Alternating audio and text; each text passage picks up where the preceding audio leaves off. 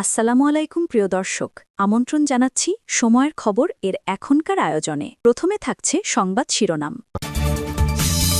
আওয়ামী লীগের ১৩৪ নেতাকর্মীর বিরুদ্ধে মামলা। জুলাইয়ের হত্যা মামলা থেকে অব্যাহতি পেলেন বাণিজ্য উপদেষ্টা শেখ বশিরউদ্দিন। ফায়ার সার্ভিসের সঙ্গে আগুন নেভানোর চেষ্টায় স্থানীয়রাও, রয়েছে পানির সংকট। বাউলদের ওপর হামলার ঘটনা অনাকাঙ্ক্ষিত বলছে আলেম উলামা ও তৌহিদি জনতা। এতক্ষণ শুনছিলেন সংবাদ শিরোনাম, এখন জানাবো বিস্তারিত। বরগুনায় বিশেষ ক্ষমতা আইনের সাবেক সংসদ সদস্য অ্যাডভোকেট ধীরেন্দ্র দেবনাথ শম্ভুসহ জেলা আওয়ামী লীগের কার্যক্রম নিষিদ্ধ ১৩৪ নেতাকর্মীর বিরুদ্ধে মামলা হয়েছে।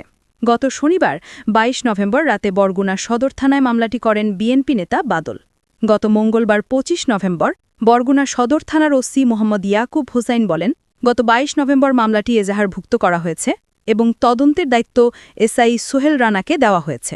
ধীরেন্দ্র দেবনাথ শম্ভু ছাড়াও মামলায় আসামি করা হয়েছে বরগুনা ১ আসনের সাবেক সংসদ সদস্য গোলাম সরোয়ার টুকু, বরগুনা ২ আসনের সাবেক সংসদ সদস্য শওকত হাসানুর রহমান রিমন, জেলা আওয়ামী লীগের সাধারণ সম্পাদক মোহাম্মদ জাহাঙ্গীর কবির, বরগুনা পৌরসভার সাবেক ৩ মেয়র ও ১৭ জন আইনজীবী সহ মোট ১৩৪ জনকে। এর আগে বিএনপির বিভিন্ন নেতাকর্মী আওয়ামী লীগ নেতাদের বিরুদ্ধে আরও ৫টি মামলা করেছিলেন। এ তথ্য নিশ্চিত করেছেন আদালতের জিআরও মাহবুব হোসাইন। জানা যায়, বাদী মোহাম্মদ বাদল বরগুনা সদর উপজেলার ঢলুয়া ইউনিয়নের ৮ নম্বর ওয়ার্ডের সাবেক সাধারণ সম্পাদক। তিনি ২০১৩ সালের ১২ই আগস্ট, ২০১৬ সালের ২০ ফেব্রুয়ারি এবং ২০২০ সালের ১৪ই এপ্রিলের ৩টি পৃথক ঘটনার ভিত্তিতে ২২ নভেম্বর থানায় অভিযোগ দায়ের করেন। অভিযোগে তিনি উল্লেখ করেন, জেলা আওয়ামী লীগের সাধারণ সম্পাদক মোহাম্মদ জাহাঙ্গীর কবিরের নেতৃত্বে আসামিরা তাকে বরগুনায় তার ব্যবসা প্রতিষ্ঠান থেকে তুলে চোখ বেঁধে বেধড়ক মারধর করেন এবং দীর্ঘদিন আয়নাঘরে আটক রাখেন। পরে সেখান থেকে থানায় সোপর্দ করা হলে পুলিশ তাকে ২ দফায় মোট ৯ দিন রিমান্ডে নেয়। বাদল অভিযোগ করেন, আসামিরা আমাকে পুলিশ দিয়ে শাইখুল হাদিস মুফতি মোহাম্মদ জসিম উদ্দিন রহমানীর সংগঠনের সঙ্গে জড়িত আছি এমন মিথ্যা বক্তব্য দিতে বাধ্য করে। তাদের অত্যাচারের কারণে কয়েক বছর এলাকায় থাকতে পারিনি। আমি ৭ মাস জেল হাজতে ছিলাম। আসামিরা আমাকে ম্যাজিস্ট্রেটের সামনে জবানবন্দি দিতেও বাধ্য করে। আমাকে জঙ্গি, বিএনপির উগ্রপন্থীর লোক হিসেবে অভিযোগ সাজিয়ে দেওয়া হয়েছিল। তিনি আরও বলেন, আসামিরা আমাকে যে পরিমাণ ক্ষতি করেছে তা ভাষায় বর্ণনার মতো নয়। তারা গান পাউডার দিয়ে আমার সাইকেল পুড়িয়ে দেয়, ফার্নিচারে আগুন লাগায়, ব্যবসা প্রতিষ্ঠানে বোমা ফাটায়। অ্যাটমের নেতৃত্বে ককটেল বিস্ফোরণ ঘটিয়ে ফার্নিচার ভাঙচুর করে। আমাকে মারতে সাধারণ সম্পাদকের অফিসেও নিয়ে যাওয়া হয়। অ্যাটম হাতুড়ি দিয়ে আমার মাথায় আঘাত করে। এতদিন আওয়ামী লীগ ক্ষমতায় থাকায় মামলা করতে পারিনি। মামলার বিষয়ে আসামি অ্যাডভোকেট আব্দুর রহমান জুয়েল বলেন, আমার বাড়ি পাথরঘাটায়। এই বিষয়ে আমি কিছুই জানি না, এমনটি বাদীকেও চিনি না। তিনি জানান, মামলায় ১ নম্বর সাক্ষী করা হয়েছে জামায়াতে ইসলামী বরগুনা জেলা শাখার সেক্রেটারি মোহাম্মদ আসাদুজ্জামান আল মামুন এবং বরগুনা পৌর আমির এম এ জলিল সহ বিএনপি নেতাদের। জুলাই আন্দোলনের সময় রামপুরায় সংগঠিত হত্যাকাণ্ডের মামলায় ক্ষমতাচ্যুত প্রধানমন্ত্রী শেখ হাসিনার সঙ্গে আসামি করা হয়েছিল অন্তর্বর্তী সরকারের উপদেষ্টা শেখ বশিরউদ্দিনকে। দীর্ঘ তদন্তের পর তার সম্পৃক্ততার কোনো প্রমাণ না পাওয়ায় আদালত তাকে মামলার দায় থেকে অব্যাহতি দিয়েছেন।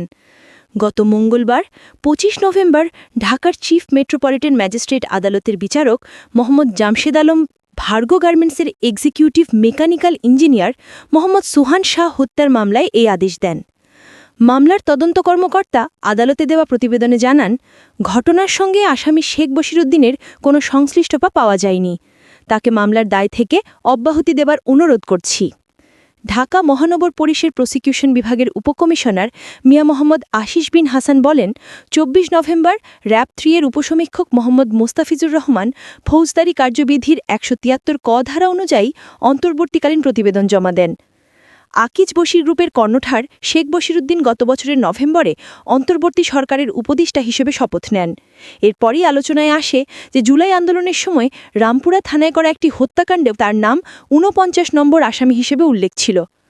মামলার ইজাহারে উল্লেখিত শেখ বশিরউদ্দিন ভূঁইয়া নামটি তার নাম ও তার বাবার নামের সঙ্গে মিলে যায়। গত বছরের ১৯ জুলাই রামপুরার সিএনজি স্টেশনের সামনে গুলিবিদ্ধ হন সোহান শাহ ৩০। চিকিৎসাধীন অবস্থায় তিনি ২৮ আগস্ট মারা যান। পরে সোহানের মা সুফিয়া বেগম গত ১৯ সেপ্টেম্বর ঢাকার আদালতে হত্যা মামলা দায়ের করেন। এজাহারে শেখ হাসিনা সহ মোট ৫৭ জনের নাম উল্লেখ করা হয়। যদিও মামলার বাদী সুফিয়া বেগম তখন জানান, তিনি নিশ্চিত নন কারা আসামিদের তালিকায় নাম দিয়েছে। তবে তার বক্তব্য ছিল আওয়ামী লীগ, যুবলীগ, ছাত্রলীগ ও পুলিশের হামলায় তার ছেলে নিহত হয়েছেন। ভুল তথ্যের ভিত্তিতে নাম এসেছে শেখ বশিরউদ্দিন। মামলার শুরুতে শেখ বশিরউদ্দিন সংবাদ মাধ্যমকে বলেন, ভুল তথ্যের ভিত্তিতেই হয়তো আমার নাম মামলায় এসেছে। আদালতের সিদ্ধান্তে মামলার বোঝা কাটল বশিরউদ্দিনের। তদন্তে কোনো সম্পৃক্ততা না পাওয়ায় আদালত তাকে অব্যাহতি দেয়। ফলে আলোচিত এই মামলায় তার বিরুদ্ধে আর কোনো দায় থাকছে না। রাজধানীর মহাখালীর কড়াইল বস্তিতে লাগা আগুন নিয়ন্ত্রণে কাজ করছে ফায়ার সার্ভিসের ১৯টি ইউনিট। তাদের সঙ্গে যুক্ত হয়েছেন স্থানীয় বাসিন্দারাও। তবে পাইপ কেটে যাওয়া এবং পানির কিছুটা সংকট থাকায় আগুন নিয়ন্ত্রণে বেগ পেতে হচ্ছে ফায়ার সার্ভিসের।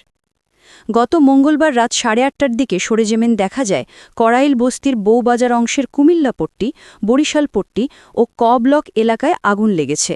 আগুন দাউ দাউ করে জ্বলছে। ফায়ার সার্ভিসের সদস্যরা আগুন নেভাতে কাজ করছেন। তাদের সঙ্গে যুক্ত হয়েছেন স্থানীয় বাসিন্দারাও। আর যাদের ঘরবাড়ি পুড়ে গেছে তারা বউবাজার এলাকার খামারবাড়ি মাঠে অবস্থান করছেন। এর আগে বিকেল 5:30টার দিকে ফায়ার সার্ভিসের এক সংবাদ বিজ্ঞপ্তিতে কড়াইল বস্তিতে আগুন লাগার কথা জানানো হয়। আগুন নেভাতে তাৎক্ষণিক ফায়ার সার্ভিসের 11টি ইউনিট কাজ শুরু করে। পরে আরও 8টি ইউনিট গিয়ে আগুন নেভানোর কাজে যোগ দেয়। ফায়ার সার্ভিসের অপারেশন ও মেইনটেন্যান্স বিভাগের পরিচালক লেফটেন্যান্ট কর্নেল মোহাম্মদ তাজুল ইসলাম চৌধুরী জানাবাগীদের জানান, আগুন নিয়ন্ত্রণে 19টি ইউনিট নিয়ে কাজ করছি। মাঝে মধ্যে পাইপ কেটে যাচ্ছে, ফলে পুরো সক্ষমতা নিয়ে কাজ করা সম্ভব হচ্ছে না। চেষ্টা করে যাচ্ছি। এই মুহূর্তে আগুনের উত্তর পূর্ব দিক নিয়ন্ত্রণ নেওয়ার চেষ্টা করছি। এই দিকটার নিয়ন্ত্রণ নিতে পারলে দ্রুতই আগুন নিয়ন্ত্রণে আনা সম্ভব হবে। পানির সংকটের বিষয়ে তাজুল ইসলাম বলেন, উত্তর পূর্ব দিকে পানির কিছুটা সংকট রয়েছে, ফলে কিছুটা বেগ পেতে হচ্ছে। তবে বিপরীত পাশের লেক থাকায় পূর্ণ সক্ষমতা দিয়ে কাজ চলছে। আমরা কাজ করছি, আশা করছি অল্প সময়ের মধ্যেই ভালো সংবাদ দিতে পারব। আগুনে তাৎক্ষণিকভাবে কেউ হতাহত হওয়ার খবর পাওয়া যায়নি। কিভাবে আগুন লেগেছে সে বিষয়েও ধারণা পাওয়া যায়নি। মানিকগঞ্জে বাউলদের ওপর হামলার ঘটনা অনাকাঙ্ক্ষিত দাবি করে হেফাজতে ইসলামের নেতারা বলেছেন, আওয়ামী লীগের দোসরদের উস্কানিতে হামলা হয়েছে। এ ঘটনায় তৌহিদি জনতার নামে মামলা প্রত্যাহার করতে হবে এবং মামলাকে কেন্দ্র করে কোনো তৌহিদি জনতাকে হয়রানি করা যাবে না। আজ মঙ্গলবার মানিকগঞ্জ প্রেস ক্লাব মিলনায়তনে এক সংবাদ সম্মেলনে এসব কথা বলেন তারা। আবুল সরকারের সর্বোচ্চ শাস্তির দাবিতে এবং বাউলদের কর্তৃক আলেম ওলামা তৌহিদি জনতার শান্তিপূর্ণ সমাবেশে উস্কানি দিয়ে পণ্ড করার প্রতিবাদে এই সংবাদ সম্মেলন আয়োজন করা হয়। মানিকগঞ্জ জেলার সর্বস্তরের আলেম ওলামা ও তৌহিদি জনতার ব্যানারে সংবাদ সম্মেলন আয়োজন করা হলেও এতে উপস্থিত সবাই হেফাজতে ইসলামের নেতা। সংবাদ সম্মেলনে লিখিত বক্তব্য উপস্থাপন করেন জেলা হেফাজতে ইসলামের সহ-সভাপতি মাওলানা মুজিবুর রহমান। তিনি বলেন, ধর্ম অবমাননার অভিযোগে গ্রেফতার বাউল শিল্পী আবুল সরকারের মুক্তির দাবিতে বিভিন্ন স্থানে চাপ সৃষ্টি হওয়ায় তাকে জামিনে মুক্ত করার আশঙ্কা দেখা দেয়। তাই জেলার সর্বস্তরের আলেম ওলামা ও তৌহিদি জনতার ব্যানারে মানিকগঞ্জ বাসস্ট্যান্ডে মিছিল ও সমাবেশের ঘোষণা দেওয়া হয়। পরে জেলা প্রশাসক ও পুলিশ সুপারের কাছে স্মারকলিপি প্রদান করা হয়। প্রশাসন আলেম ওলামাদের কর্মসূচির সময় নির্ধারণ করে দিলে তারাও তা মেনে নেন। মুজিবুর রহমানের দাবি, গত রোববার নির্ধারিত স্থানে শান্তিপূর্ণভাবে মিছিল চলছিল। এ সময় আবুল সরকারের ভক্ত অনুরাগীরা সমাবেশের আশপাশে জটলা পাকিয়ে অবস্থান নেয়, যার নীরব উস্কানি। তাদের মধ্যে মারুমুখী আচরণ দেখা গেলে বিক্ষুব্ধ জনতা ক্ষুব্ধ হয়ে উঠে এবং অনাকাঙ্ক্ষিত সংঘর্ষ ঘটে। এতে উভয় পক্ষে 4 জন করে আহত হন। এ ঘটনাকে দুঃখজনক উল্লেখ করে আহতদের দ্রুত সুস্থতা কামনা মুজিবুর রহমান। তিনি অভিযোগ করে বলেন, নির্বাচনের আগে দেশকে অস্থিতিশীল করতে আওয়ামী লীগের দোসররা পরিকল্পিতভাবে বিশৃঙ্খলা সৃষ্টি করেছে। নির্ধারিত সময়ের আগেই তারা সমাবেশস্থলের আশপাশে অবস্থান নিয়ে পরিস্থিতি উত্তপ্ত করেছে।